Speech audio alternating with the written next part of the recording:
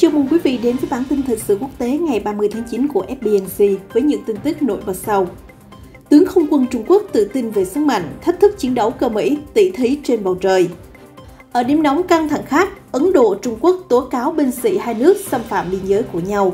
Cả hai ráo riết tăng cường phòng thủ, nhưng Bắc Kinh đang coi thường sức mạnh của New Delhi. Cụ thể ra sao?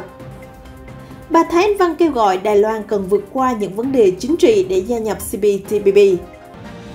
Sau khi Nhật Bản bầu cử chọn ra tân lãnh đạo, một chặng đường mới cũng mở ra với xứ sở mặt trời mọc và cả Mỹ, Hàn Quốc hay toàn bộ khu vực châu Á.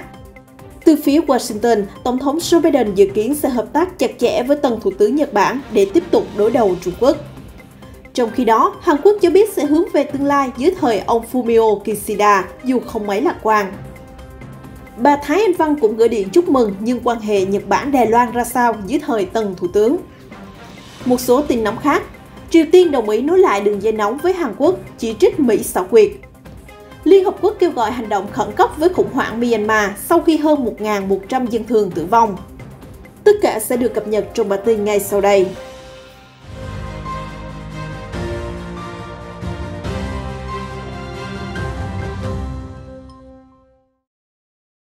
Bộ trưởng Không quân Mỹ John Kendall hồi tháng 8 cho rằng chương trình hiện đại hóa quân đội của Trung Quốc không đạt tốc độ như kỳ vọng và Mỹ cần phải dẫn trước với những loại công nghệ hàng đầu đủ sức khiến Bắc Kinh run sợ. Phản hồi những bình luận của tướng Mỹ, ông Wang Wei, Phó Chỉ huy Không quân thuộc Quân Giải phóng Nhân dân Trung Quốc PLA, hôm thứ Tư trong sự kiện Air South China ở thành phố Chu Hải nói rằng gần đây, đồng nghiệp của tôi từ một cường quốc đã khẳng định họ muốn dọa cho Trung Quốc khiếp sợ. Phó Chỉ huy Wei nhấn mạnh, quân đội Trung Quốc hoàn toàn đủ năng lực và tự tin để đảm bảo an ninh quốc gia và toàn vẹn lãnh thổ, cũng như đóng góp cho hòa bình thế giới. Tôi chỉ có thể nói rằng nếu họ không sợ sức mạnh của Trung Quốc, chúng ta hãy gặp nhau trên bầu trời. Được biết, Air South China là sự kiện triển lãm hàng không lớn nhất ở Trung Quốc, diễn ra vào năm Chẵn. Tuy nhiên, sự kiện năm 2020 đã dời sang năm nay vì đại dịch. Các tập đoàn hàng không và vũ trụ Trung Quốc đã trình làng nhiều khí tài hiện đại trong triển lãm, cho thấy quyết tâm của Bắc Kinh để thay thế các loại công nghệ quân sự nước ngoài bằng chế tạo nội địa, đảm bảo chiến lược tự chủ trong cuộc so kè gay gắt với Hoa Kỳ. Ví dụ như Không quân Trung Quốc khẳng định, tiêm kích tấn công Su-20 xuất hiện trong triển lãm đã được thay thế động cơ của Nga bằng động cơ sản xuất trong nước. Từ lâu, tiêm kích chủ lực Su-20 cũng như nhiều chiến đấu cơ khác của Trung Quốc đã gặp rào cản lớn vì không thể sở hữu động cơ phản lực chất lượng cao và chạy được trong thời gian dài. Tuy nhiên, theo báo South China Morning Post dẫn nguồn thạo tin cho biết, các nhà sản xuất Trung Quốc đang có phương án tạm thời là trang bị động cơ WS-10C, một biến thể của động cơ WS-10, thay thế cho động cơ AL-31F của Nga. Trong thời gian tới, Trung Quốc sẽ cố gắng phát triển động cơ WS-15 mạnh mẽ hơn nữa để tối ưu hóa khả năng vận hành và chiến đấu của tiêm kích tàng hình Su-20. Hứa hẹn có thể đối đầu với F-22, chim ăn thịt của Mỹ. Mới đây, tờ Economic Times dẫn lời quan chức an ninh Ấn Độ hôm thứ Ba cho biết hơn 100 binh sĩ quân đội Trung Quốc PLA với hơn 55 con ngựa đã xâm phạm khu vực biên giới Barahuti của Ấn Độ và tàn phá nhiều công trình, bao gồm một cây cầu trong ngày 30 tháng 8. Phía PLA đã rời đi trước khi binh sĩ Ấn Độ có mặt và không có giao tranh xảy ra. Cũng vào ngày thứ Ba ngày 28 tháng 9, báo Indian Express của Ấn Độ cho biết quân đội nước này đã triển khai pháo tự hành có khả năng cơ động cao, phù hợp để tác chiến trên địa hình đồi núi, đưa tới các căn cứ gần biên giới Trung Quốc. Được biết, Ấn Độ đã đặt mua 145 lựu pháo M777 siêu nhẹ của Mỹ với giá gần $750 năm 2016 và hơn một nửa số lựu pháo này đã được bàn giao. Theo Trung tướng TK Challa, phụ trách về đạn pháo của Ấn Độ khẳng định. Trung tướng nói, các hệ thống pháo dự kiến được trang bị cho 7 trung đoàn và hiện giờ đã chuyển cho 3 trung đoàn dọc theo đường kiểm soát thực tế LAC, phân định ranh giới Ấn-Trung. Trung tướng Chayla cho biết, M777 sẽ tạo nên tính cơ động rất cao vì đặc tính siêu nhẹ của nó và các binh sĩ cũng đã được huấn luyện chuyển pháo nhanh chóng giữa các căn cứ bằng trực thăng Sanok. Đáp lại thông tin của Ấn Độ, chuyên gia Trung Quốc Zhao Ganchen nói với Thời báo Hoàn Cầu rằng khu vực Barahuti dù có tranh chấp nhưng không phải là một điểm nóng chiến sự. Ông Zhao cho rằng truyền thông Ấn Độ đã thổi phồng mối đe dọa từ Trung Quốc. New Delhi là thành viên ít gắn kết nhất trong Liên minh Bộ tứ Kim Cương, vì vậy họ đang cố gắng thể hiện vai trò của mình bằng cách làm căng thẳng mối quan hệ Ấn Độ-Trung Quốc phục vụ cho nhu cầu của Mỹ, trích lời ông Zhao bình luận. William Fan, nhà nghiên cứu tại Viện Chiến lược Quốc gia thuộc Đại học Thanh Hoa nhận định, lựu pháo M777 là một phần nỗ lực của Ấn Độ để cải tổ quân đội vì họ nhận ra sự thật cay đắng là quá lép vế trước Trung Quốc. Theo ông Fan, trong cuộc đụng độ thảm khốc năm ngoái, Ấn Độ bị bất ngờ trước chênh lệch sức mạnh giữa hai nước. Đó là lý do khiến Ấn Độ khẩn cấp trang bị M777 và các khí tài mới nhằm đảm bảo khả năng tấn công hỏa lực tầm xa và tăng cường năng lực chiến đấu miền núi. Mặt khác, trong cuộc họp báo thường kỳ hôm thứ Tư, người phát ngôn Bộ Ngoại giao Trung Quốc Hoa Xuân Oánh cho rằng Ấn Độ nhiều lần xâm phạm trái phép đường biên giới, tiến vào lãnh thổ Trung Quốc và đó là nguyên nhân dẫn tới mọi căng thẳng giữa hai cường quốc châu Á. Bà Hoa nói thêm, Trung Quốc phản đối chạy đua vũ trang ở khu vực tranh chấp, nhưng đồng thời cũng kiên quyết bảo vệ chủ quyền, an ninh, ổn định và hòa bình dọc theo đường biên giới giữa hai nước Trung Ấn. Lãnh đạo Thái Anh Văn hôm thứ Tư ngày 29 tháng 9 cho biết hòn đảo cần vượt qua những vấn đề chính trị trong nỗ lực gia nhập Hiệp định Đối tác Toàn diện và Tiến bộ Xuyên Thái Bình Dương CPTPP, một trong những khối thương mại tự do lớn nhất thế giới. Trong cuộc chạy đua gia nhập CPTPP, Đài Loan phải làm việc với các thành viên hiện tại và những nước có cùng chí hướng, cũng như vượt qua những vấn đề chính trị, trích lời bà Thái cho biết khi chủ trì cuộc họp Đảng Dân Chủ Tiến bộ DPP vào hôm qua. Nữ lãnh đạo nhấn mạnh, dù có khó khăn nhưng gia nhập CPTPP là chuyện hệ trọng đối với kinh tế Đài Loan. Giới chức hòn đảo cần phải thuyết phục người dân thấu hiểu và ủng hộ cho nỗ lực này. Bà Thái cũng kêu gọi giải quyết dần dần một số vấn đề kỹ thuật và đảm bảo thị trường tự do. Đài Loan nộp đơn xin gia nhập CPTPP hôm 22 tháng 9, 6 ngày sau động thái tương tự của Trung Quốc. Hòn đảo nộp đơn dưới tên lãnh thổ thuế quan riêng biệt của Đài Loan, Bành Hồ, Kim Môn và Mã Tổ, tương tự như tên thành viên của họ trong Tổ chức Thương mại Thế giới WTO. Thách thức chính trị mà bà Thái nhắc tới được cho là sự phản đối gay gắt từ Bắc Kinh. Cũng vào hôm qua ngày 29 tháng 9, người phát ngôn Chu Phượng Liên của Văn phòng các vấn đề Đài Loan của chính phủ Trung Quốc đã lặp lại những chỉ trích về lá đơn gia nhập CPTPP. Bà Chu nói, Trung Quốc phản đối tư cách thành viên của Đài Loan trong bất kỳ tổ chức thương mại nào ở khu vực, phản đối Đài Loan ký kết thỏa thuận thương mại song phương. Bởi vì chỉ có một Trung Quốc mà Đài Loan là một phần lãnh thổ không thể tách rời, phát ngôn viên nhấn mạnh. Sau khi Nhật Bản bầu ra cựu Ngoại trưởng Fumio Kishida trở thành tân chủ tịch Đảng Dân Chủ Tự do LDP và gần như chắc chắn kế nhiệm Thủ tướng Yoshihide Suga trong vài tuần tới, Tổng thống Joe Biden đã gửi thông điệp sẵn sàng thúc đẩy mối quan hệ với Nhật Bản trên chặng đường mới. Kyodo dẫn lời một quan chức cấp cao của chính phủ cho biết Mỹ vô cùng coi trọng mối quan hệ với đồng minh Nhật Bản để cùng đảm bảo hòa bình, an ninh và thịnh vượng của khu vực Ấn Độ Dương-Thái Bình Dương cũng như trên toàn thế giới. Tổng thống Joe Biden mong đợi làm việc với tân Thủ tướng Nhật Bản để thắt chặt hợp tác trong các năm tới. Thông báo đưa ra trong bối cảnh Mỹ-Nhật liên thủ vững chắc hơn để ứng phó với sự trỗi dậy mạnh mẽ của Trung Quốc. Michael Ring, chuyên gia tại Trung tâm Chiến lược và Nghiên cứu Quốc tế ở Washington, cho rằng chính quyền ông Biden sẽ nhanh chóng thúc đẩy và phát triển mối quan hệ đối tác bền chặt với thủ tướng tiếp theo của Nhật Bản để cùng đối đầu Bắc Kinh.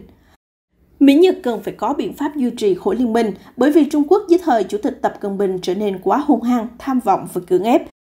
Theo chuyên gia Ring bày tỏ, mặt khác, Mỹ cũng sẽ quan sát chặt chẽ liệu tân lãnh đạo Kishida, 64 tuổi, một chính trị gia lão luyện nhưng bị phe chỉ trích cho là thiếu sức hút, có thể tránh cho Nhật Bản rơi vào thời kỳ thay đổi liên tục nguyên thủ quốc gia hay không. Ông Green nói, nếu các đời thủ tướng Nhật chỉ lãnh đạo trong ngắn hạn thì sẽ ảnh hưởng đến việc thực thi chính sách. Nhật Bản đang cạnh tranh gay gắt với Trung Quốc trong nhiều lĩnh vực như công nghệ, quốc phòng và ngoại giao, và cuộc cạnh tranh đó ảnh hưởng trực tiếp đến lợi ích của Mỹ. Vì vậy, Washington cần Tokyo đảm bảo không chỉ tiếp tục hợp tác để hoạch định chiến lược mà còn phải thực thi chiến lược. Hàn Quốc khẳng định sẽ tiếp tục hợp tác với chính quyền mới của tân lãnh đạo Nhật Bản Fumio Kishida để cải thiện mối quan hệ song phương trên tinh thần hướng đến tương lai, theo hãng thông tấn Yonhap trích lời bình luận ngắn gọn của Nhà Xanh. Ngoài ra, Yonhap cho rằng ông Kishida, người giữ chức Ngoại trưởng Nhật Bản từ năm 2012 đến năm 2017, được biết đến với vai trò lớn trong thỏa thuận Nhật-Hàn năm 2015 về vấn đề phụ nữ Hàn Quốc bị cưỡng ép trong thời kỳ quân phiệt Nhật Bản. Thỏa thuận năm 2015 được xem như là giải pháp cuối cùng và không thể đảo ngược giữa hai nước. Tuy nhiên, Seoul cho rằng Tokyo đã không chịu trách nhiệm nghiêm túc về quá khứ thời chiến. Và Tổng thống Moon Jae-in cho biết các nạn nhân đã tuyên bố thỏa thuận không phản ánh đầy đủ ý nguyện của họ. Tờ Korea Herald cho hay các nhà phân tích Hàn Quốc không mấy lạc quan về viễn cảnh cải thiện quan hệ Hàn-Nhật dưới thời tân Thủ tướng Kishida, bởi vì ông ấy dường như sẽ nối bước những người tiền nhiệm như Suga và Abe tiếp tục chính sách diều hâu đối với Seoul. Trong văn bản phản hồi việc Nhật Bản chọn ra tân lãnh đạo, Hàn Quốc bày tỏ mong muốn hướng đến tương lai. nhưng trên thực tế, hai nước vẫn chưa thể gác lại quá khứ. Vấn đề phụ nữ mua vui và lao động cưỡng ép trong thời chiến đã khiến mối quan hệ hai bên hàng xóm trở nên căng thẳng nhất trong nhiều thập kỷ. Lãnh đạo Đài Loan Thái Anh Văn vào hôm thứ Tư đã gửi lời chúc mừng ông Fumio Kishida giành chiến thắng bầu cử. Theo cơ quan thông tấn Đài Loan, các học giả của hòn đảo lạc quan về viễn cảnh hợp tác Nhật Đài sau khi ông Kishida nhậm chức thủ tướng vào tháng 10. Ông Kishida đã công khai ủng hộ Đài Loan tham gia vào các cơ quan quốc tế, bao gồm Tổ chức Y tế Thế giới WHO, theo giáo sư Kyo Jujen từ Đại học Quốc lập Trung Sơn chỉ ra. Trong cuộc tranh luận trước các ứng viên Chủ tịch Đảng Dân Chủ Tự do hồi tháng trước, ông Kishida cũng hoan nghênh Đài Loan gia nhập vào CPTPP. Hơn nữa, ông Kishida còn cho biết Đài Nhật nên thắt chặt hợp tác song phương, bao gồm các vấn đề an ninh. Cũng theo giáo sư Kuo, tân lãnh đạo Nhật Bản Kishida nhiều khả năng sẽ tiếp tục chính sách ngoại giao từ thời cựu Thủ tướng Shinzo Abe, tập trung liên thủ với các đồng minh như Hoa Kỳ để kiềm hãm sự bành trướng của Trung Quốc trên Ấn Độ Dương-Thái Bình Dương. Tương tự, Phó giáo sư Lu Hinsjin từ Đại học Quốc lập Trung Hưng dự đoán Nhật Bản sẽ tiếp tục ủng hộ Đài Loan, đồng thời cùng với Mỹ hành động cứng rắn trước Trung Quốc.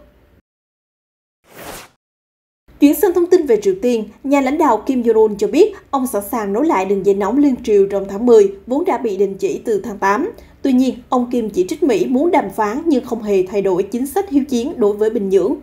Triều Tiên trong tuần này đã thử nghiệm vũ khí mới dường như là tên lửa siêu bội âm, đồng thời nhắc lại yêu cầu Seoul và Washington cần chấm dứt tiêu chuẩn kép của họ về phát triển khí tài quân sự. Bình Nhưỡng cũng chỉ trích Seoul hoang tưởng về những sự khiêu khích từ phía Bắc.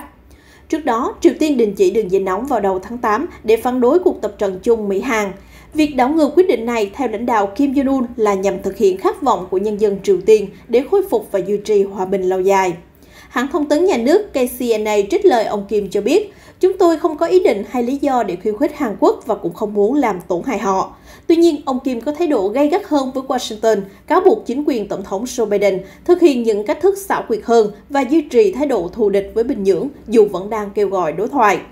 Các chuyên gia phân tích cho rằng Triều Tiên đang sử dụng cách tiếp cận theo kiểu cà rốt và cây gậy, với mục đích tiếp tục đảm bảo vị thế nước phát triển mạnh vũ khí hạt nhân theo quan điểm của quốc tế. Đồng thời, Bình Nhưỡng còn muốn tách Seoul ra khỏi Washington, tận dụng thời cao vàng khi Tổng thống Moon Jae-in khao khát muốn để lại di sản ngoại giao trước khi kết thúc nhiệm kỳ vào tháng 5.